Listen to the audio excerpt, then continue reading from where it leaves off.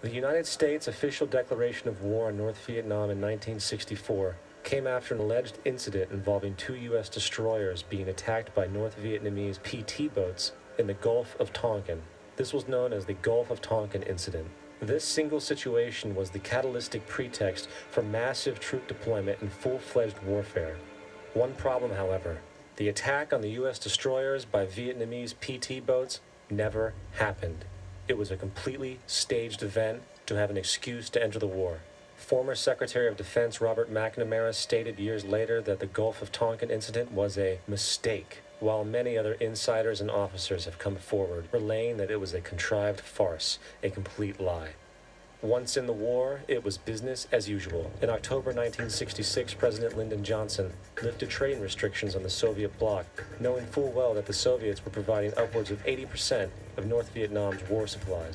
Consequently, Rockefeller interests financed factories in the Soviet Union, which the Soviets used to manufacture military equipment and send it to North Vietnam.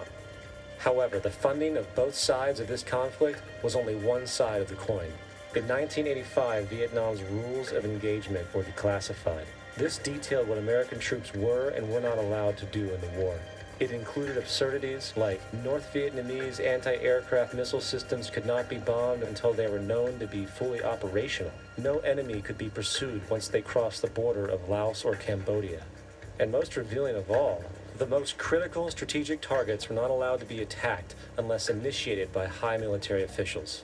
Apart from these imposed ludicrous limitations, North Vietnam was informed of these restrictions and therefore could base entire strategies around the limitations of the American forces.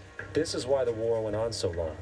And the bottom line is this: the Vietnam War was never meant to be won, just sustained.